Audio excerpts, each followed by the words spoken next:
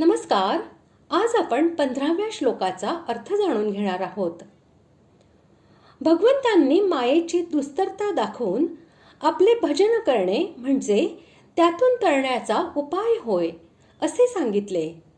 यावर असा प्रश्न निर्माण होतो की जर असे आहे तर सर्व लोक भगवंताचे भजन का करीत नाहीत?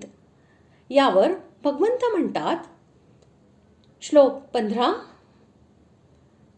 नमान दुष्कृतिनो मूढा प्रपद्यन्ते नराधमाः मायया पहृतज्ञाना आसुरं भावमाश्रिताः. श्लोकाचा अर्थ, मायेने ज्यांचे ज्ञान हिरावून घेतले आहे असे आसुरी स्वभावाचे, मनुष्यात नीच असणारे, दुष्ट कर्म करणारे मूर्ख लोक मला भजत नाहीत. भगवंत म्हणतात, जे जन्मजन्मांतरामध्ये पापे करीत आले आहेत आणि या जन्मातही जे जाणून बुजून पाप प्रवृत्त आहेत असे दुष्कृती म्हणजे पाप करणारे लोक होत. प्रकृती म्हणजे काय आहे? पुरुष काय आहे? भगवंत काय आहे? भगवंतांबरोबर जीवाचा आणि जीवाबरोबर भगवंताचा काय संबंध आहे? या गोष्टी त्यांनी जाणणे तर दूरच राहिले.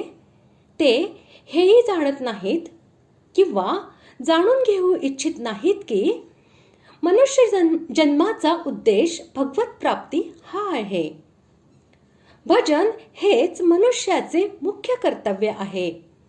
असे विवेकहीन मूढ पुरुष की ज्यांचे विचार आणि कर्म हे नीच आहेत.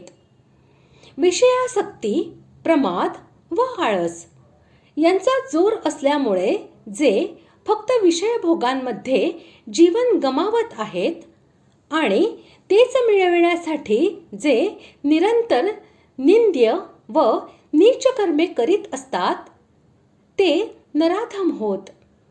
आणि मायेने ज्यांचे ज्ञान हरपले आहे, विपरीत भावना आणि अश्रद्धा यांच्या जोरामुळे ज्यांचा विवेक नष्ट भ्रष्ट झालेला आहे व म्हणून जे वेद, शास्त्र, गुरु परंपरेचा सदुपदेश, ईश्वर, कर्मफल व पुनर्जन्म या गोष्टींवर विश्वास करीत नाहीत, मिथ्या, कुतर्क व नास्तिक वादामध्ये गुरफटून दुसऱ्यांचे अनिष्ट करतात, असे ते अज्ञानी जन आणि या सर्व दुर्गुणांच्या बरोबर जे दंभ, दर्प, अभिमान, कठोरता, काम, क्रोध, लोभ, मोह इत्यादी आसुर भावांचा आश्रय घेऊन राहिले आहेत, असे आसुरी प्रकृतीचे मूढ लोक मला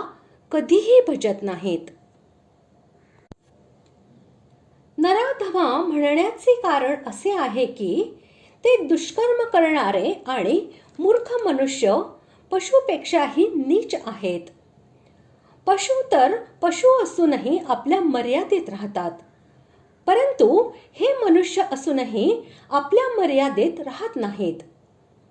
पशु तर आपले योनी भोगून मनुष्य योनीकडे येत आहेत आणि हे मनुष्य असून ज्यांना परमात्मा प्राप्तीसाठी मनुष्य शरीर मिळाले आहेत, पण पाप, अन्याय इत्यादी करून नरक आणि पशुयोनीकडे जात आहेत. अशा मूर्खपणाने पाप करणारे प्राणी नरकाचे अधिकारी होतात. अशा प्राण्यांसाठी भगवंतांनी म्हटले आहे की द्वेष करणारे मूर्ख, क्रूर आणि संसारातील नराधम पुरुषांना मी वारंवार आसुरी योनीत जन्माला घालतो. मग ते आसुरी योनीला प्राप्त होऊन घोर नरकाला जातात. अशा प्रकारे आज आपण 15व्या श्लोकाचा अर्थ जाणून घेतला. पुढील भागात आपण 16व्या श्लोकाचा अर्थ जाणून घेऊया. धन्यवाद.